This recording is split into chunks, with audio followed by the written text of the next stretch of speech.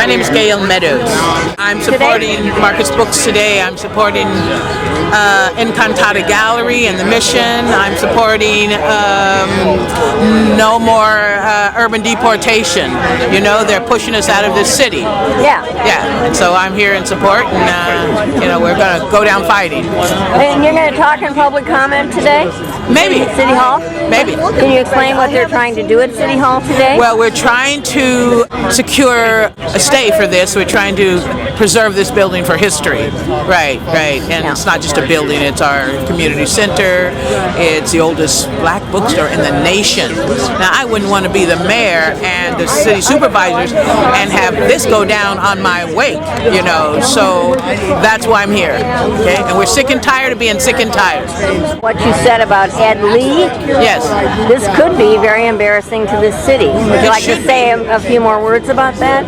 Well, in this city, we have 3% people, black people, and many of those people were in Fillmore, and they systematically kicked them out of the Fillmore, and they're systematically trying to kick black people out of Bayview Hunters Point. There's very few middle-class African-American people in this city, and that's on the watch of this mayor. Nothing's happening. They're pushing us out, and we just refuse to go, but it's getting harder and harder. I'm glad that you refuse to go. Yeah. Why is it getting harder and harder? There's less and less jobs, and most of the jobs are going for the tech industry, and they're not hiring. You know, there's many young black males on the streets. They don't want to be there. They need a job. You know, our president actually needs a huge job bill. So there's an attack in cities against black people. The slavery complex, what happened in slavery is happening now. It's getting worse and worse and worse. And if anybody's been watching what's happening in Detroit, you will see a perfect example of that. They're blaming it on the people. Yeah. Our president sent those jobs overseas, and they keep calling Clinton the African-American president. No, he's not. No, he's disabled welfare.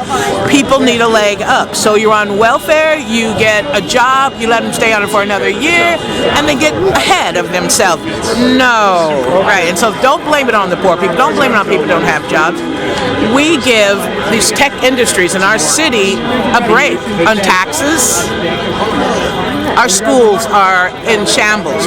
Our schools need a break. Have those people pay the schools their taxes, you know? So that's it.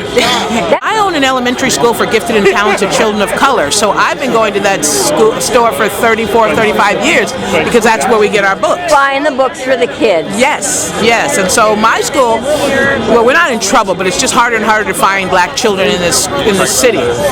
You know, okay. I mean, we take every child, but our focus, our thrust is African civilization, Afrocentric education. Where's your school? My school's in the Mission, and I've been there for maybe 20, 30 years, and I've watched the Mission, I've watched that polarization, I've watched that gentrification. It's called the Meadows Livingstone School, and it's on 1499 Potrero.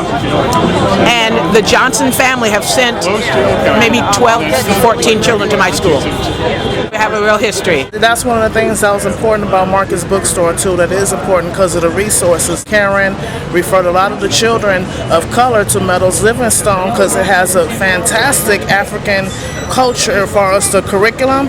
And my daughter, the first 2 weeks there, she did a 360. She went from going to the public school, from being bullied on, not wanting to go to school anymore and hating school. I set her up Meadows Livingstone with Gail and Mr. Bob Meadows. 2 weeks later, you know, she did the whole 360. Her mentality, everything about her just totally changed for the different and for the better. And now she begs. She doesn't want to take a day off of school. She's sick. She still wants to go to school. And that's how you know when the teachers are doing something right, because school discipline is not the enemy of enthusiasm, so children should want to come to school and embrace education, not want to cut school, and Gail is doing a very good job at that and very successful, and I love her for that. This is Queenandi, and your daughter's name is? Her name is Mequina, and everybody call her Queena for short. Oh, and how old is Mequina? She's 8 years old. Thank you. And she's doing fantastic. Can't wait to start the school year. That's fantastic. Thanks a lot. Thanks, Gail and Bob.